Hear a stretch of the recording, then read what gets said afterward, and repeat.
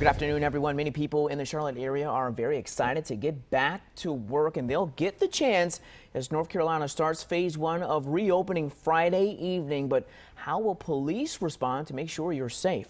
Let's bring in out Channel 9's Mark Becker, who spoke with CMPD this morning. And Mark, they're relying on those workers and businesses to help. Yeah, and customers too, right, DAMANY? I mean, for the first time in 6 or 7 weeks, a lot of these retail stores will be opening. We've spoken with owners. They say they're excited to get open again. At the same time, many of the same rules we've gotten used to, like social distancing, are still in effect. And so police say it'll pretty much be up to stores and to customers to make sure those rules are being followed. Now, many of the small businesses are eager to open their doors to customers, and as of 5 o'clock on Friday, they'll be able to do so. We spoke with several business owners who told us they're going to be watching to make sure that rules like social distancing and constant cleaning are being followed. This morning, police said in a news conference that that is pretty much the way it'll have to work. We will respond to complaints, as we have been the whole time, but I think as you're well aware, it gets really difficult when you're trying to enforce social distancing. You don't mind us taking the tape measure for 6 feet apart.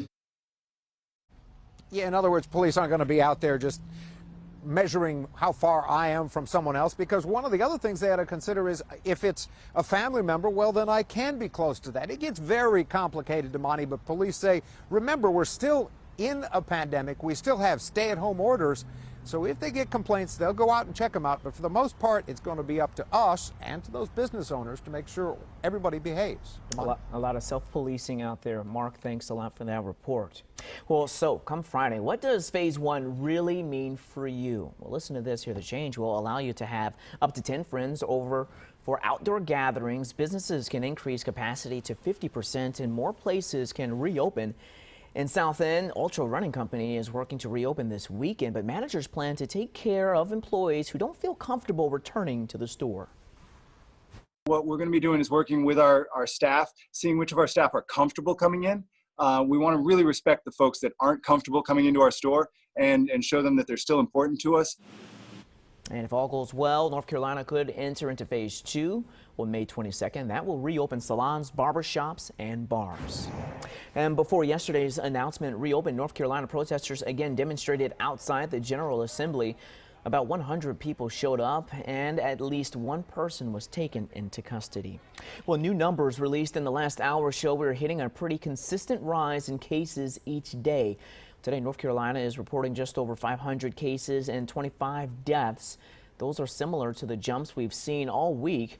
Well, here's a look. Take a look. This is the big picture here. The state now has 12,700 cases and nearly 500 deaths. The 500 new cases come from more than 12,000 tests, and that means less than 4% of the recent tests came back positive. And in South Carolina is reporting a total of 6,841 cases, and of those, 296 people have died. And we won't get the April jobs report from the Labor Department until Friday, but payroll company ADP already says it's going to get ugly. U.S. businesses cut 20.2 million jobs last month.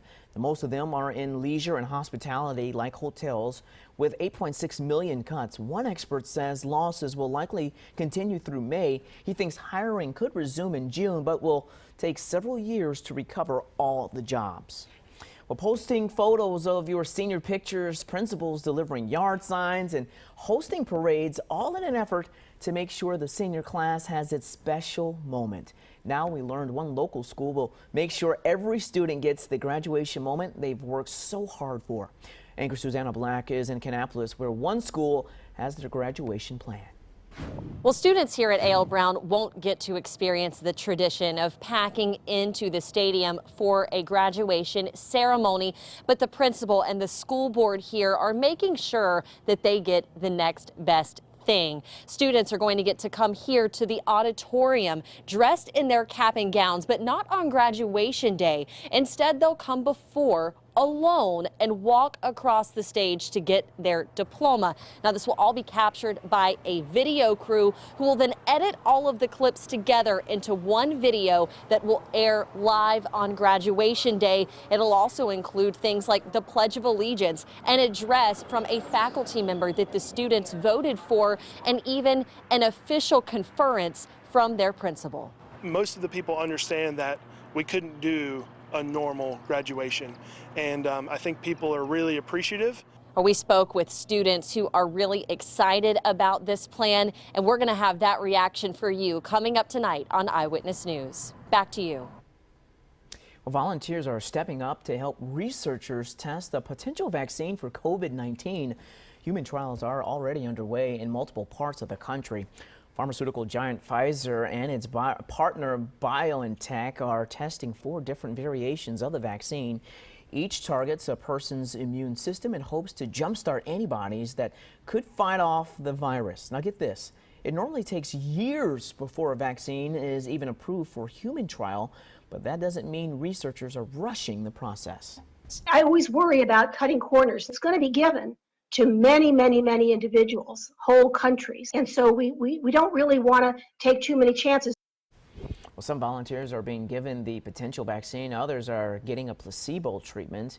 Even if a vaccine is found, experts say mass production and distribution will be a challenge. Well, families all across our area are in need of food right now. It's why we've partnered with Second Harvest Food Bank of Metro for the 9 virtual food drive. In just 5 days, you've helped us raise $50,000.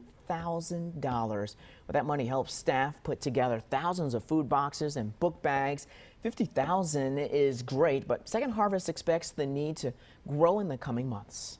And if you are able to and would like to donate, and you can go to 9fooddrive.com. No amount is too small, folks. And if you like, you can also host your own virtual food drive to share with your friends and neighbors.